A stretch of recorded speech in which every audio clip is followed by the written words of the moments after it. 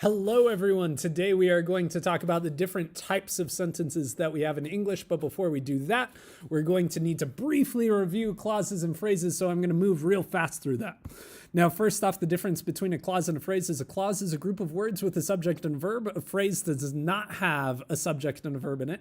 And the most important piece of this is the difference between an independent clause and a dependent clause. Both of those types of clauses have a subject and a verb because they're clauses, but an independent clause can stand on its own. It makes sense by itself. It can be a sentence on its own. It doesn't need anything else. It can stand independently, so it's an independent clause. A dependent clause, on the other hand, does not make sense on its own. It depends on other information in order to be a sentence. So, some examples here. First off, we have the man went to the store to buy bread and milk. That's an independent clause because it makes sense by itself. On the right-hand side, though, we have although he went to the store. That's a dependent clause because it cannot stand by itself. Now, the difference between those two is going to be really, really important today as we talk about different types of sentences. So I want you to remember that an independent clause can stand on its own. A dependent clause cannot. With that said, we are going to talk a little bit more about sentence types. And the reason why we're talking about different types of sentences today is because we punctuate sentences differently depending on what type of sentence they are. So the types of sentences that we talk about today are going to matter a lot once we talk a little bit more about punctuation. It's like a building block towards talking about commas, semicolons, etc. Now, there are four main types of sentences in English. The first is simple, the second is compound, the next is complex, and then we have compound complex. We're going to talk about all four of these today, so make sure that you watch for those four types: simple, compound, complex, and compound complex. We're going to start with simple, though. A simple sentence is simply a sentence that is one independent clause. So we talked about independent clauses a moment ago. They're a clause that can stand on its own. A simple sentence is just one independent clause. There's nothing else going on. One subject, one verb, one idea. Our examples here: he walked to the car, she completed the test. They're short, they're straight to the point. There's only one clause inside of those. Next, though, we have compound sentences. And compound sentences are when we take more than one independent clause and we combine those together. So our example says the school board voted to change the school's boundaries, but the community overturned the decision with an appeal. Now you'll notice that this has two independent clauses in it. The first is the school board voted to change the school's boundaries. That could be a sentence by itself. It's an independent clause.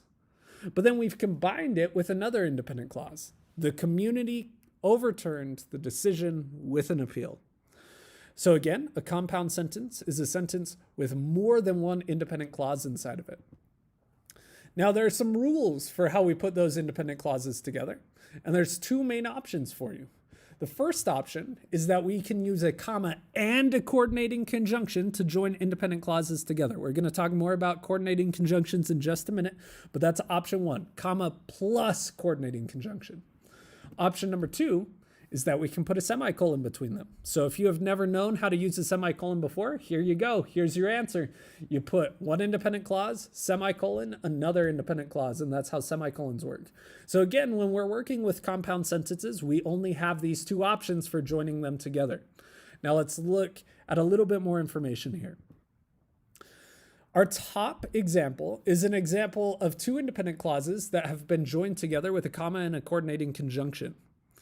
You can see it's the example we looked at before. We have the school board voted to change the school's boundaries, comma, but the community overturned the decision with an appeal. But is a coordinating conjunction. We'll talk more about coordinating conjunctions in just a moment. The bottom example is the exact same sentence. It's the exact same compound sentence, but we've used a semicolon to join our independent clauses rather than a comma and a coordinating conjunction. Now, we've talked a lot about coordinating conjunctions, and here they are.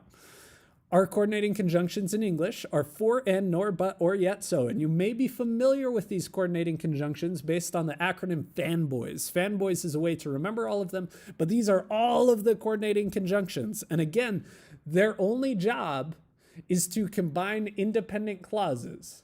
So I can put a comma and any of these between two independent clauses, and it works. I was hungry, comma, so I ate breakfast.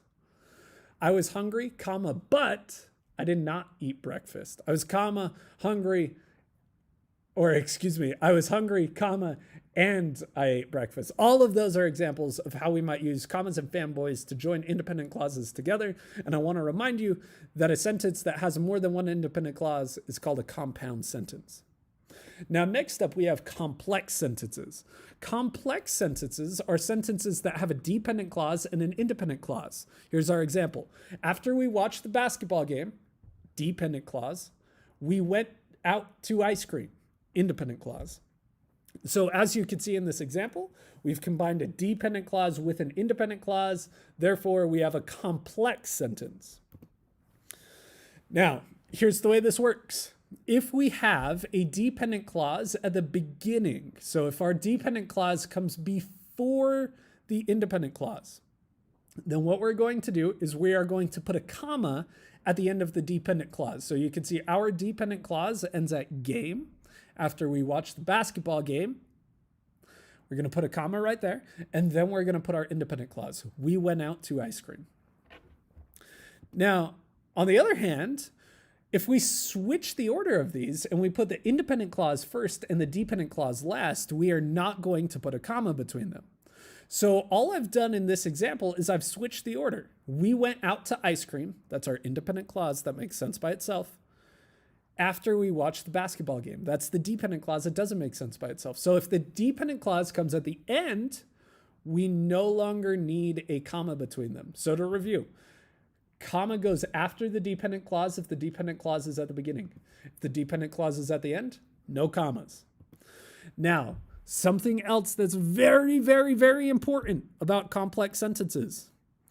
Something called a subordinating conjunction. And what a subordinating conjunction is it's a word that turns a dependent clause into, it's a word that turns an independent clause into a dependent, turns an independent into a dependent.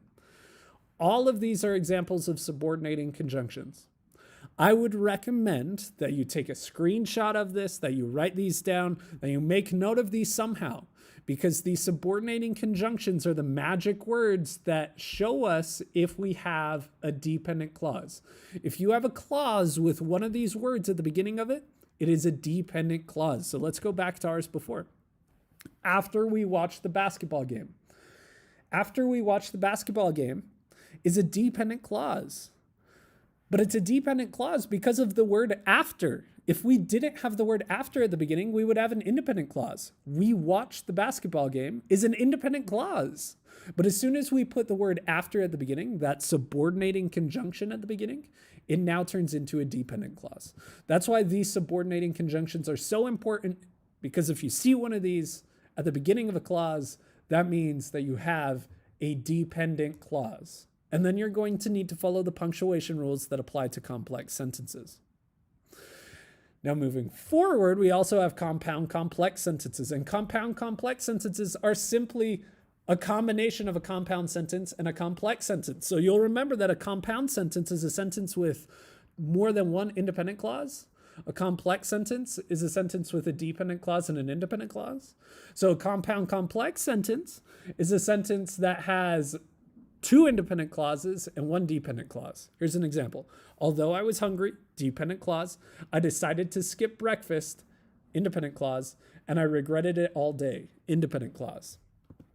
Now, the same rules that we've talked about before still apply here. So although I was hungry is a dependent clause, and because it comes at the beginning, we're going to put a comma after it. Then we have I decided to skip breakfast, which is an independent clause. And then because we have another independent clause after that, I regretted it all day, we're going to combine those with a comma and a fanboy. Now, again, today what we've talked about is 4 different types of sentences: simple, compound, complex, and compound complex. Those sentence types are important because they determine where we put punctuation. We put commas after dependent clauses in complex sentences if the dependent clause is at the beginning. If the dependent clause is at the end, then we do not put commas between them. If we are combining 2 independent clauses into a compound sentence, then we put a comma and a coordinating conjunction between the independent clauses.